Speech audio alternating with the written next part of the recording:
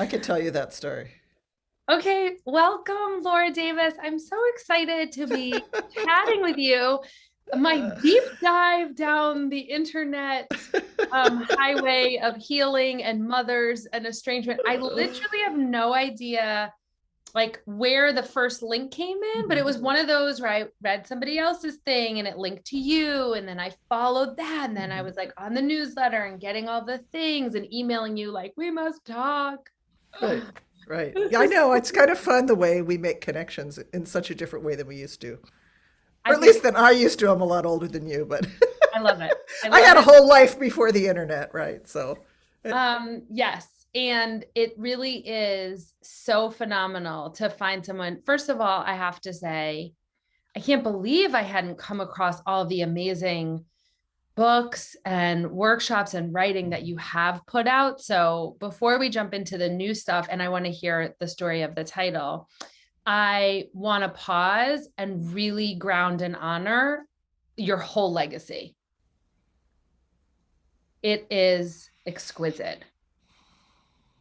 And I just want to affirm and validate that the work you're doing ripples out and will continue. And it's amazing to me how courageous and authentic and wonderful your career has been. yeah, it's so interesting because when I was younger and I published my first book at 31 years old, The Courage to Heal, which became I wrote with Ellen Bass. It became this like underground bestseller and then it like exploded. And we had no idea that was going to happen, but it was just like being in the right place at the right time. And I was so young, and suddenly I was thrust into the spotlight Yeah. in a hugely public way for like the worst thing that had ever happened to me. It was a book about how to heal from child sexual abuse, and I was dealing with abuse from my grandfather. It had just surfaced a few years before we wrote this book. So I was still so much in the throes of my own healing process when this book got published. And then it suddenly, this was pre internet. So it wasn't like online, it was like hand to hand. It was on bulletin boards. It was therapist to their client, woman to woman to woman. And it just became this phenomenon, which in some ways was very humbling and powerful, to be the source of a roadmap to the healing process that really hadn't existed before. And so many things came from that. My whole career spun out from that, really. But it was a surprise. It was shocking to me. It was, women, auditoriums full of women would come to hear me speak, and because I was representing the possibility that you could heal from trauma, and that you had the power to become empowered.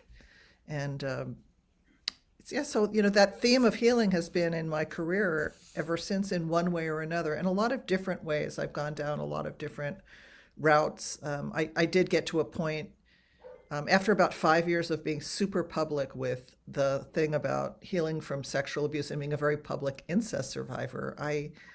I got to the point where I didn't want to be known for that Yeah. anymore. Like I Yeah. didn't want my whole life to be focused on Yeah. this really traumatic thing that had happened to me when I was a child. And so really at the kind of the height of my fame in this kind of strange little pocket, I walked away from it Mhm. because I had gotten to the point where wherever I went, everyone I met wanted to tell me their trauma Felt story. their And trauma. Yeah. and it was, on one hand, I felt honored and I would listen, but I also wasn't really equipped at that point. I didn't have the psychological, Not a therapist. spiritual, I wasn't a therapist. I didn't really have the skills to hold all those stories. Yeah.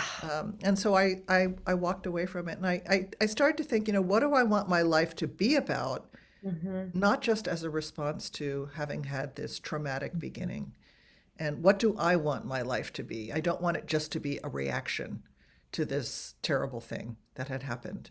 Hmm. And that just set me on a trajectory of being a seeker and being on a journey. And I'm a person of words. I've written 7 books, and I teach writing, and I love language. I was a talk show host, so I'm a communicator. So this whole Yeah. journey has been, to some degree, a public journey for Yeah. the last over 30 years.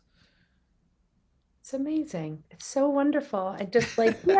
I love to like cheer on and uplift amazing women and women X in our world. So I just, Yeah. that is awesome. When you say that you kind of took a different direction, how would you define it after you decided, like, I want to move away from just this sexual trauma being the thing I'm always talking about? Where did you kind of go next?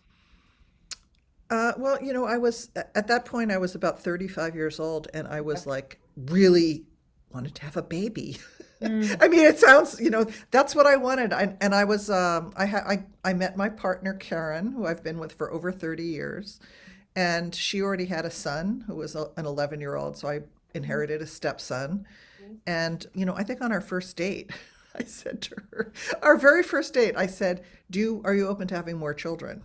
Because it was like I was so tired of dating people who didn't want to be parents, and I yeah. really wanted that. And I had gone through a period early in my healing process where I really believed I was too damaged to have kids. Yeah. I was certain I would have to I would repeat what was done to me with Mhm. them, and that I just um, would never heal to the point that I would be capable of being a responsible parent. And I was wrong. I did heal, and also I think and I felt like that's what I wanted to do. So Karen and I had two more children who are now in their one's 20, almost 25, one's 28. And so, that's then I became a family person, and I Yeah. kept writing books. I wrote a few more books about healing from sexual abuse. Okay. I wrote a book about parenting with this woman who I met, who lives in my town, Santa Cruz, California, who's just a phenomenal parent educator. Her Mm, name is Janice Kaiser. We wrote a book called Becoming the Parent You Want to Be. mm. Um, and then I wrote a book on reconciliation. My first book on Oh, reconciliation was yeah. called I Thought We'd Never Speak Again. And, each thing I did was somehow grew out of the fodder or the compost of my own life. So at that point, when I wrote that reconciliation book, my mother and I had been really bitterly estranged, Mhm. and we had always had a really challenging relationship from the time I think when I was really little, it was okay because I did what she wanted. But as soon as I became an adolescent and I started really coming into my own, and I'm a strong, powerful woman, I'm not like a little fading flower who's gonna passively live the kind of life she thought I should live. So I mean, I confronted her at every turn. I made a lot of really non-traditional choices. And she was just freaked out to have me as a daughter, and she believed that everything I did, every choice I made was somehow to spite her. Mhm. I mean, in her mind, she was the sun, and I was only allowed to be a planet orbiting around her, and that did not suit me. So we were really at odds. Mhm. And then when I wrote The Courage to Heal, and it was her father who had sexually abused me, and I told her about it, and then published the book. That was sort of like the last straw between us, and we became really bitterly Mhm. estranged. I wanted her to believe me. I wanted her to Mhm. support me. I was going through the worst time in my life, and she insisted it had never happened and that I was a liar. And she wanted me to recant, and there was no way I was going to recant. So we were just polarized against each other, and that went on for a lot of years. And but eventually, there was something. There just was this some kind of unbreakable thread between us where no matter what happened and no matter how I felt she had betrayed me, I was still longing in some way to make peace with her. I wouldn't have admitted it at the time, Yeah. but it was always there. And the whole time we were estranged, I was thinking about her. I was thinking about her every day. I felt like her voice was in my head. Mhm. Um, and in my heart, which I never could acknowledge then, I really longed to try to make peace with her. Mhm. And she really wanted the same. And Mhm. so we would attempt to connect, and then we would have these like volatile fights and retreat back into our corners. Mhm. And things, didn't really start to change until I had a baby. And I think that for one, I think, anyone who has a child, you start to think about your parents differently. You start to think differently about the whole dynamic of the generations and everything. So it was partly that, and that my mother had some very challenging qualities, especially to be her daughter, but she also had some really wonderful qualities. And I watched her be a really good grandmother to my Mm. niece. And I wanted Eli, who was the first child I gave birth to, I wanted him to have her as a grandmother. And she desperately, wanted to be in his life. And I think that more than anything motivated us to try to figure out how to have some kind of relationship. And we went through a process for about 9 years of gradually coming towards each other and then having these explosions and feeling like we're walking on eggshells. And, eventually we basically agreed to disagree about this huge pile of shit in the middle of the room, which was that I said I was abused and she said it hadn't happened. And we started to find actually other avenues for connection. I mean, it's almost like, when there's the arteries to the heart are blocked, new arteries start to form. And so we started forming some other connections based on things that we actually genuinely enjoyed together. Like we both loved the movies, simple things. We both loved going to the movies. We both loved the theater. She was an actor for over 50 years. We would spend time with the baby, and we like to cook together. So we started doing those things, and, gradually we started to thaw out a little bit and go from being like just so armored with each other to feeling a little bit more relaxed. It started growing, and that inspired that book I wrote, I Thought We'd Never Speak Again. And so it was because we were healing that relationship, that I went out and I started interviewing all kinds of other people in all kinds of circumstances, and ended up writing a kind of a guidebook to reconciliation. Although I don't believe every relationship can or should be Yeah. reconciled. I absolutely don't. But I think you could still find a place of peace even if a direct relationship with the other person is not possible. And it's interesting because that at that point I would have said, yeah, my mom and I have reconciled. But then another bunch of years went by. She got really old, and we were living 3,000 miles Far away from each apart. other. Yeah. I had moved to California. I always said it Yeah. was like as far as I could get away from her without Hmm. crossing an ocean. Hmm. And she lived in New Jersey where I had grown up. And we would visit, but we weren't in proximity to each other, and there Yeah. was this buffer between us. Hmm. And the book I wrote, I mean, the new book, the memoir, The Burning Light of Two Stars, it tells the story of what happened from the point at when she's like almost 80 years old. Yeah. She calls one day and she says, I'm I moving to love your this town. part. I'm moving to your town for the rest of my life.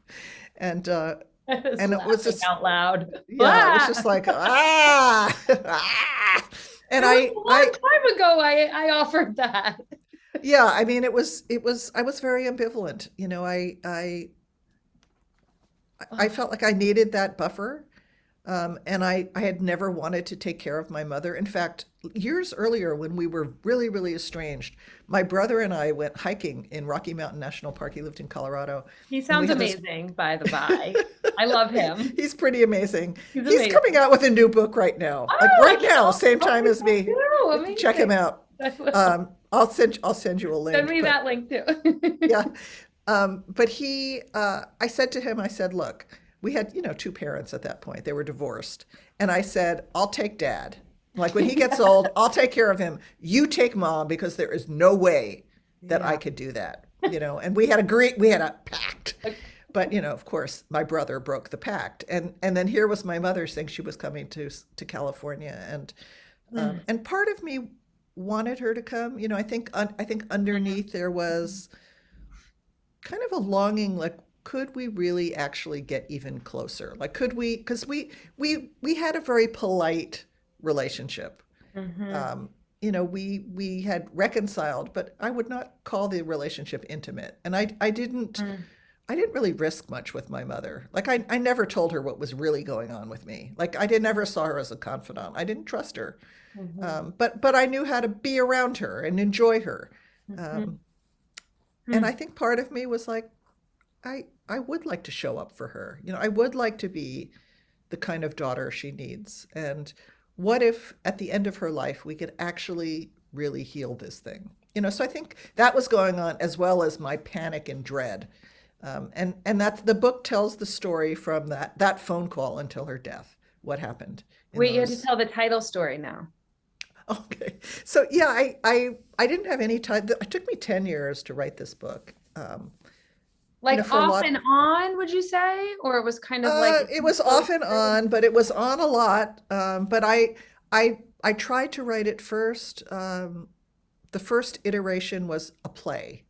Mm, I said my mom was an actress. I thought, well, I'll write it as a play. That would be a really honor to her. So I wrote it as a play. I showed it to a friend who was a director, and she just looked at me and she said, Laura, this is not a play. This has no relationship to a play. You don't know anything about playwriting. And then I showed it to someone else who was even more blunt, basically said, like, forget it. So I scrapped that. And then, so I did stop for a period because I was so Mhm. demoralized. I was, crushed, actually. But the story just kept asserting itself. It was kind of like, I think when you're a writer or a creative person, we have certain stories in our lives that are our stories. And this was like one of my core stories. And I Yeah. was like, if I wasn't going to tackle this story, I wasn't going to get anything else instead. And so I came back and then I tried to write it as a book of letters, Mhm. um, because my mom and I Yeah. had corresponded Yeah. and I had this amazing cache of letters I had found after she died. Yeah. And I thought, wow, I could do something with these letters and then write. And so I used the actual original letters. And I also wrote new letters, like letters to her after she died, which I was Mhm. writing anyway as part of my grieving process. Yeah. I thought, okay, and the book was going to be called Dear Mom. And I wrote a whole manuscript like that, which took another year, year and a half, something like that. And I had these beta readers, these like early readers who would test out the material. And I gave them that draft. And the feedback I got was, well, it's kind of interesting, Laura, but I feel like I'm on the outside of a private conversation, Mm. and it doesn't really, it's not really engaging. So then I gave that up. And then it was like, okay, I'm just going to try to write it as actually as a memoir, like a Mhm. narrative. But I Mhm. didn't, I didn't know how. I've written 6 books before, but they were all Mhm. books that were more like how to, Mhm. informational books. I knew how to write something that would educate people or Mhm. inspire people and like to really clearly lay out the steps to do something. Mhm. But writing a story, a book length story, was like, and I've been teaching writing for over 20 years. It was like I had to level up. And I just didn't know if I Wow. was capable of doing it. So that's part of why it took so long. It also took a really long time because I was freaked out about what my relatives would say. And Yeah. I was keeping it from them. I mean, the people, my immediate family who were in the book, my Yeah. wife, my It, 3 children, my brother, they all knew what I was doing. yeah. And my mother had died by this point, so Mhm. I did talk to her about it before she died. Mm. Um, but after she died, but I had extended family, um, many of whom I had lost relationships with over the Courage to Heal decades earlier. Yes. And I had mended those relationships, not again, just to a level of kind of being cordial. Like we could have Okay. Thanksgiving dinner together and we could chat about whatever. But I mean, it's not like I felt they were not intimate relationships, but they Okay. were family. They Yeah. were family. And I was really terrified that I was going to like lose them all over again. But at the same time, I hadn't published a book in 19 years, in part because this material was coming up. And I Wow. just kept feeling like there's all these topics I'm not allowed to write about. And finally, it was just like, I have to write this. Yeah.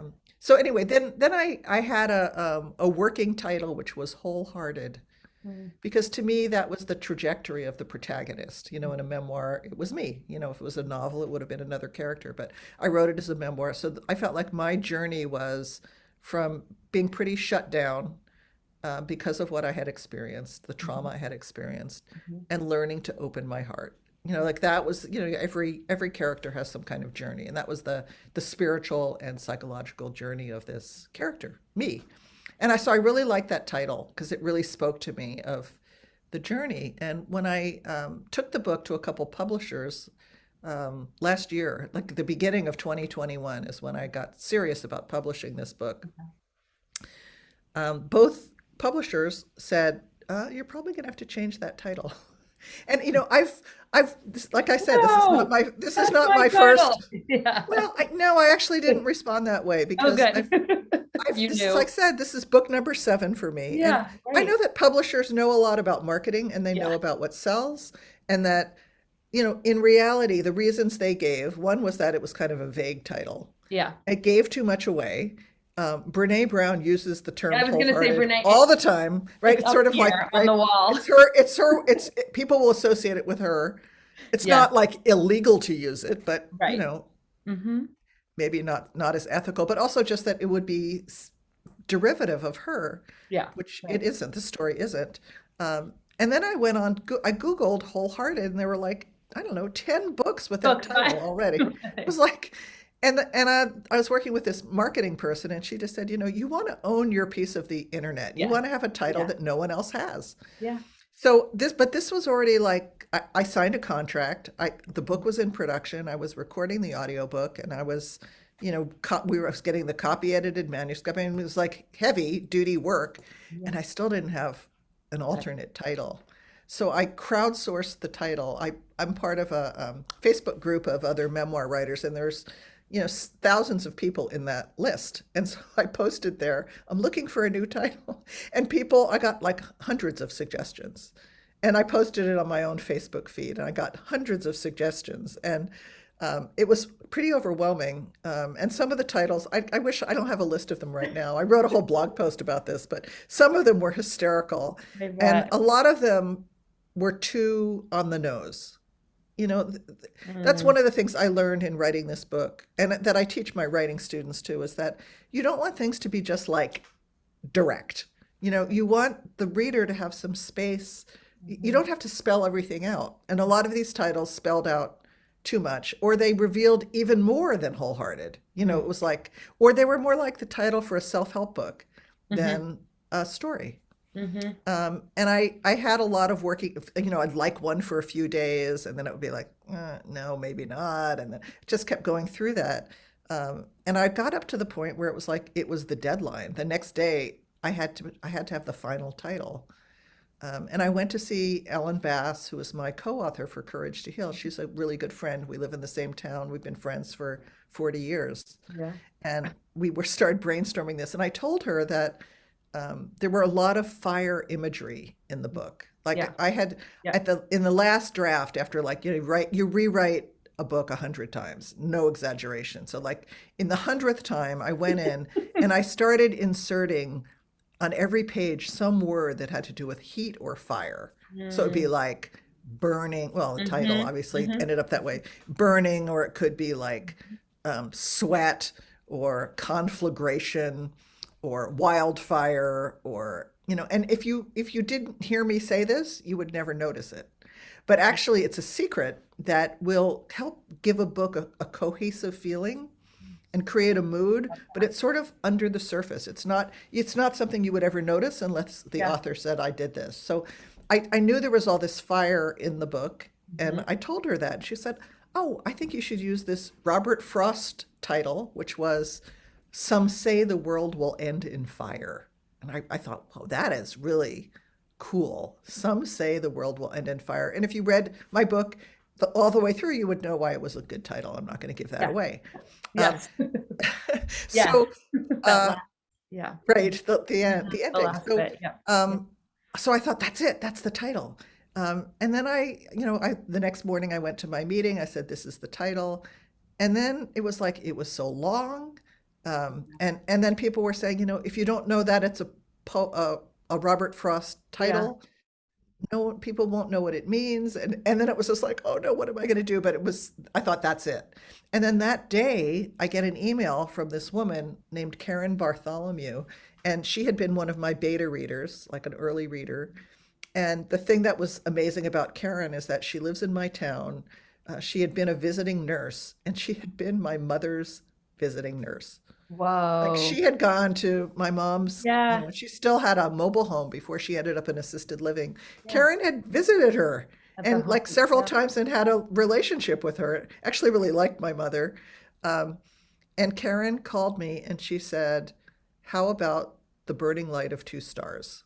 Mm. That's where so it was Karen who knew my mother who came up with that title after the deadline. And I sent it to my publisher saying, what about this one? It just came in and they said, that's the title. That's it. Did And you go back and plant it in the beginning? Because it's in the earlier chapter. I swear there's a lot. I swear, because when I saw it, I was like, oh, that's where the title comes from. no, Nope. I don't think it's in the text itself. But anyway, it's just kind of a great story. And I love that Karen was the one out of That these she was hundreds the of one who people. found it. Because, what Ellen said to me, she just said, Laura, you cannot crowdsource a title. Like this is not, this, you cannot make, and I was going insane.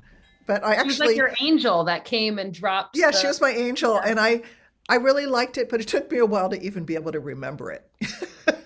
Because it was like, what was it? Was it Yes. the bright, the burning?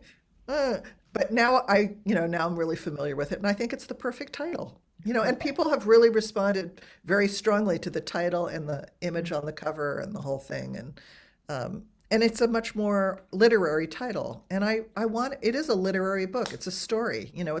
I worked really hard on the craft of the story. It's not a self-help book. It's like No, it's a story where you have to keep turning the pages to find out what's going to happen. And I worked hard to do that. oh, So I'm happy it has a more literary title. feel and the way that you crafted the chapters and just the right length because of the intensity, like you're so in it. And so having the chapter lengths that you have, and it's just so powerful, like incredible. Thank you for that. That was Longer is actually too much.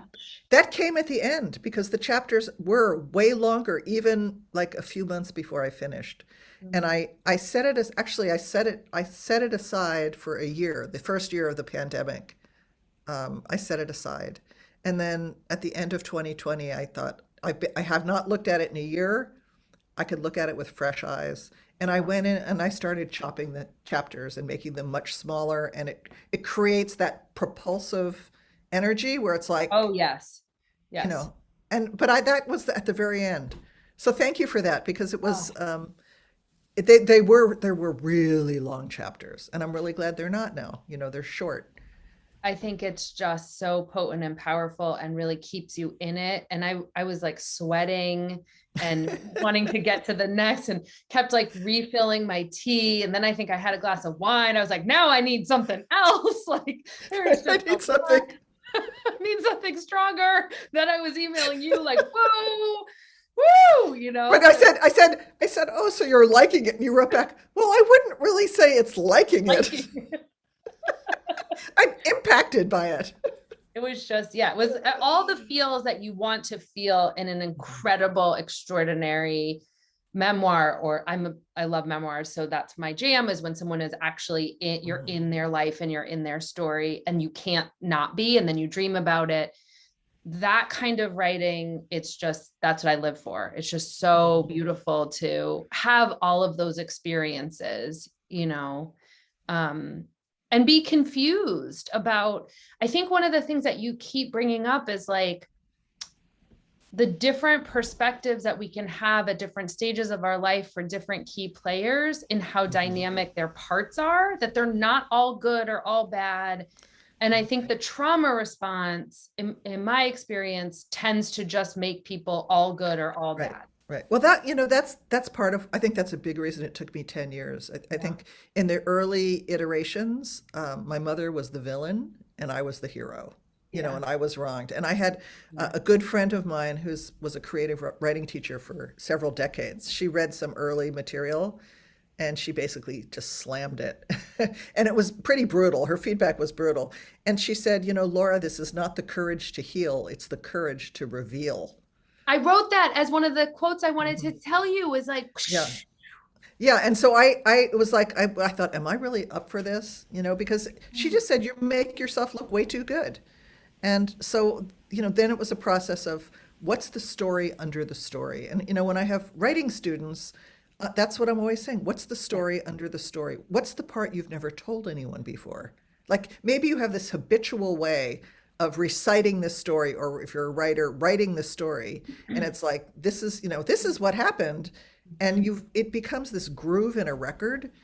Mhm. But what's the part you never told anyone before? And that's where the gold is, you Do know? you feel like the reason this book also is so incredible is because it had all those other versions? Like it actually took the 10 years and the other versions to get here. What's your ideas about that with the writing process and the creative I process? think definitely that's true The in terms shitty of the rough draft. like, yeah, the shitty first draft.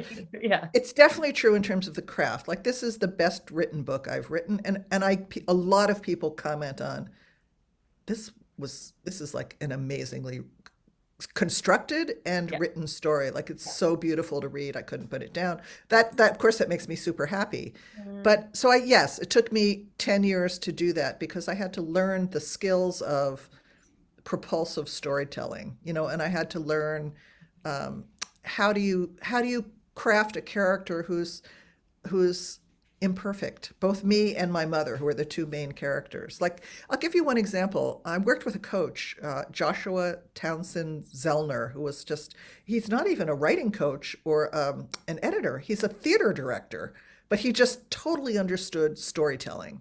And he was the perfect coach for me. And there was this one scene where I tell my mother for the first time that her father sexually abused me. And it's like a real pivotal scene in the book.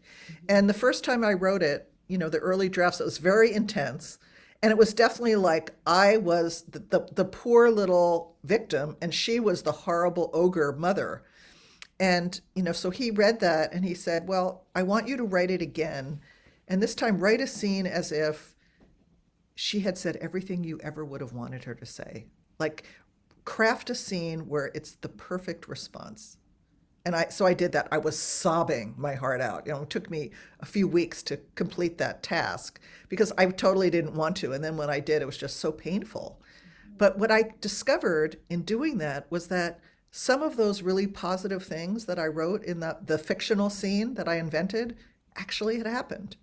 So I mhm, was able to go back to the original scene with all the like nastiness, and I mhm, was able to layer in the positive that happened. And so when you read that scene, you could see that she really tried. Like she wanted to be there for me, but she was not capable. And so that kind of, it's like it's creating much more complexity, and it makes for much more interesting reading. But I think the other thing is that that's in terms of writing, but just in terms of living. Like I have lived long enough and held this story and digested this primal relationship with my mother for decades now. You know, mhm, I'm mhm. I just turned 65 years old, so this is I've been Awesome. living with this for a long time, and she's also been dead for 7 years. I think you get Mm, a perspective on a relationship when someone has passed that you just don't have when you're still actively engaged yeah, with them. yeah. So I think a lot of it is my own maturity, and I've done a lot of therapy in my life, and I see the whole thing with a much more complex, nuanced lens. And so I was able to write it that way. And I think it's a much more mature book than the other books I've written. I mean, I'm not trying to denigrate my earlier work, No, but I just feel like just it's different. like Yeah. it's like for me, it's like a capstone. It's like it takes all that Mhm, living and all that psychological mm. growth and spiritual growth, and it all is reflected in the way I look at this story. What'd And she say about it? You said you told her? my mother, Yeah. she said, "Go ahead and tell our story, darling. It had a happy ending." That's what she said. That's It's beautiful. really, really sweet. Yeah, yeah. Um, Huh. so Hmm. I'm yeah, just sitting with that. Like I'm like absorbing mhm. just the sweetness of that given everything. Yeah, because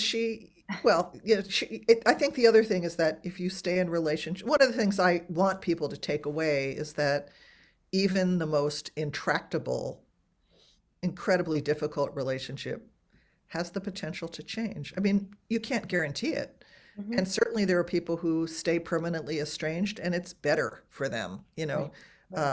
I mean, I wrote an afterword that I I put in read the back that. of the Yeah. book, basically like if you're in an estranged relationship, you're not necessarily going to be able to do what I did, and that sometimes the best thing is to keep that distance, because you don't want to put yourself in a situation where you're continuing to be emotionally or otherwise abused. Right. But I think even in those situations, you still could come to a place of peace internally. Yes. One Right. woman described it to me. She said she had had parents who were violent, alcoholic, abusive parents. I mean, and they not only abused her, they abused her children because she made the mistake of thinking, oh, it was just me. They're not going to do it to the grandchildren, but they did. So, I mean, she was never going to see them again or have any relationship with them. But what she said to me, after doing a lot of therapy, a lot of work, a lot of spiritual healing, she said, I had to close the door, but I left the porch light on. And to me, that was just really, really touching. It was like that she got to a place of actually having compassion for these people because to be as violent and shut down as they were living with that reality. That was their whole life.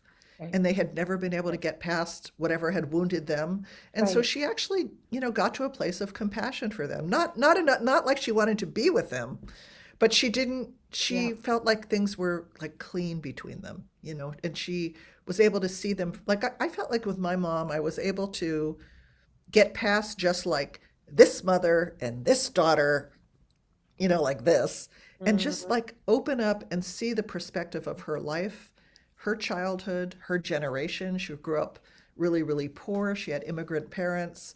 I'm Jewish, and there's like all this trauma going So down through the much. generations. So much. And it's like, it's just, there's so much, Yeah. it stopped being just about the two of us. And I Right. You think were that able to it get felt bigger. like there was more Yeah. spaciousness, Yeah. but it takes a lot of years to get there. So beautiful. Do you have a copy of it in front of you? I do. I do I have a wanted you to copy. read something to us to close. Okay. And before we do that, because I want you to close with chapter 68, the journey, the 10 hours, if you don't mind. Unless, I don't want to read that because do I you have feel a like do you have another I'll part read you something like? else. I don't want to give away the ending. Like I Read the feel part you like, like that. That's fine. okay, yeah, I Yes, don't, I just there's certain things I don't want to read because I want people to get there on their own I and totally take the understand. whole journey. When people get the book, I Mhm. want them to just know that chapter 68 is so well, it's like it's its own poem. It's just Mhm. it's like a standalone poem. The way you weave the journey chapter, it's incredible. So that's my like teaser for people. So you read what you want to Okay, read, but I want all to right. hear in your voice. But before we do that, where can people find you and all of your books and all of your amazing? Yeah, I want to go to a writing workshop. So I'm putting you that should up. come. You should come I to know I'm gonna. Tuscany. I'm taking a group to Tuscany in June.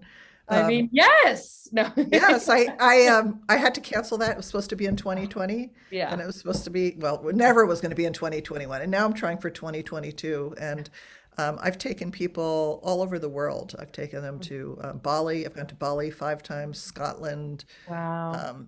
um, Spain, Vietnam, Laos, Cambodia, Amazing. Peru, and they're like it's called Write, Travel, Transform, and it's like eco adventures with writing. And writing, we write for several hours a day, and it bonds the community together and creates just a very cohesive trip. And there's something about having a focus to a vacation Mhm. that's really different than just being a Yeah. tourist, So I've missed taking people traveling, and so That. I'm really hoping for Tuscany in Mm, June. Um, beautiful. And what's your anyway, website? so Oh, my website is www.lauradavis.net, and there you could I do a lot of online teaching, so um, most of my teaching is online right now, which is interesting because before the pandemic, people would say, oh, why don't you teach online? I was like, oh, I could never do that. It'll never be intimate enough. I can't build the container that way. And actually, I can. And I've grown to really love teaching online, and I'm continuing to do it. But I really want to teach in-person retreats, and I'm hoping to have several in 2022. And they're on my website at lauradavis.net. You could also find out about my classes. And in terms of this book, I've posted the first 5 chapters on Awesome. my website, and people could read them for free. And it's been great because women, almost every day I get an email from a woman and she'll say, I'm going to have to take care of my mother when she gets old. I've been dreading it. And now I'm thinking about it as an opportunity. Mhm. One woman said, I just called my mother for the first time in 18 years, or I'm thinking about my mother or my daughter in a whole different way. So it's very satisfying for me because the book hasn't quite come out yet to get that kind of feedback. So anyone who wants to read these chapters, you could just go to www.lauradavis.net/chapters, and you could read it there. There's also yeah, just go to my site. You'll see all kinds There's of so things. much there. There's wonderful. I spent a long time digging around and reading, and again, feel like I've known you a long time, even though I haven't. Before And you, my social media links are there too. and then you can, yeah, follow everything on there. What do you think? I know right now you're going to be in book launch and talking about this book, and then bringing the retreats back.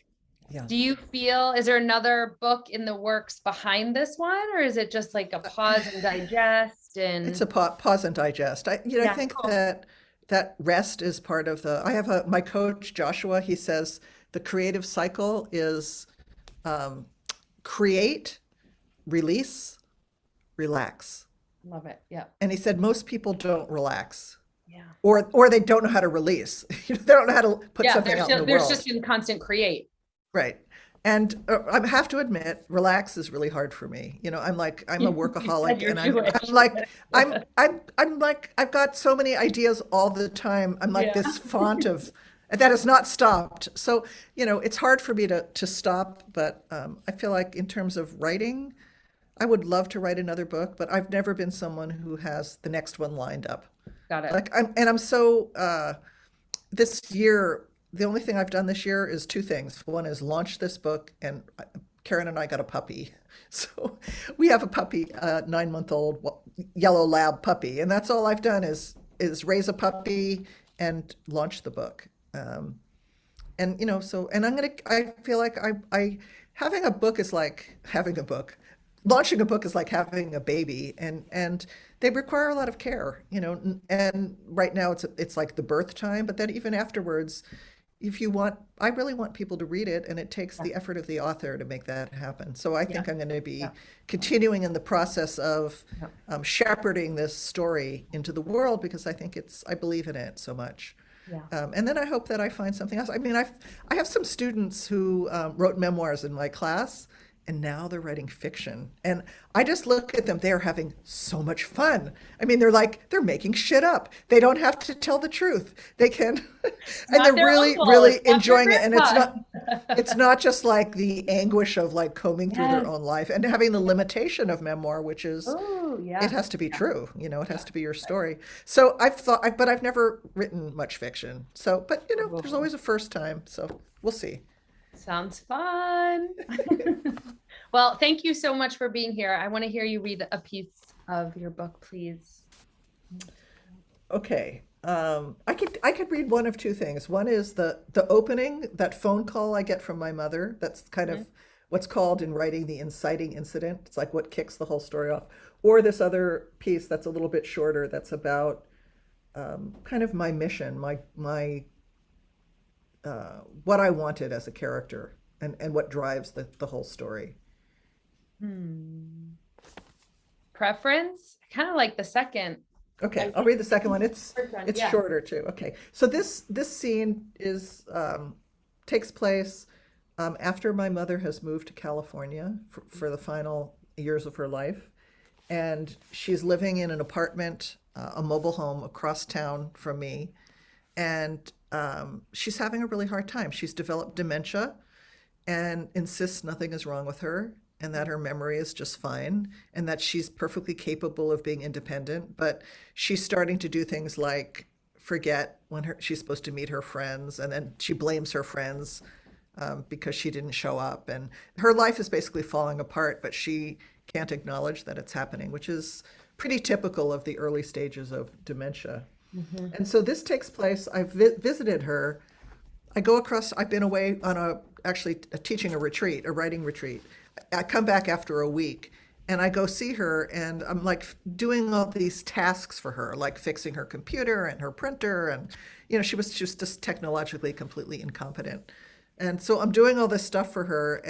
But yet I'm being, like, it's like I'm going through the motions of being a good daughter and doing the right thing. But there's like such a barrier between us and I'm really cold, and I'm not, it's not like I'm warm towards her. I'm like, I'm doing what I'm supposed to, but I'm really like my head is somewhere else. And she confronts me about it, basically. And so this is afterwards. And I kind of can't wait to get out of her apartment.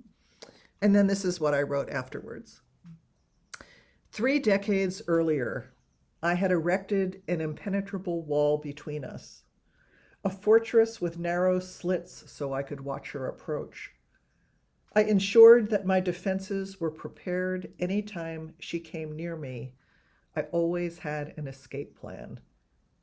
It's true we later reconciled, and the fact that we were able to create a functional relationship was a miracle. But it wasn't an intimate miracle because I never took down my wall. Oh, I taught myself to be kind to her in a fake it till you make it kind of way, but I still held her at bay. My wall just got subtler. It wasn't permeable, it was hard and opaque, and there was no door. We only met in the antechamber, the common room where guests are received. Only my polished self was on display, my masked self, and only in the antechamber. Mom never saw my inner sanctum, and I never saw hers. I got as close as I could within the constraints I had established. But closed is closed, and a closed heart is a lonely one. The price I paid to keep my mother out, at first with withdrawal, later with an armed fortress, and finally with the polite rules of détente, was love. The pure, unfettered love I longed for, the pure, unfettered love she craved. That day in the kitchen when I couldn't comfort her, I had to face it. My mother was still a stranger to me, with tentacles of need I was loath to touch. I wanted to be more than kind, to do more than merely what was right. I wanted to love my mother, just once, freely and with the relief of a lost, exhausted child, beyond words and beyond all pretense. I wanted to lay my head on a place that was safe, just once, before it was too late.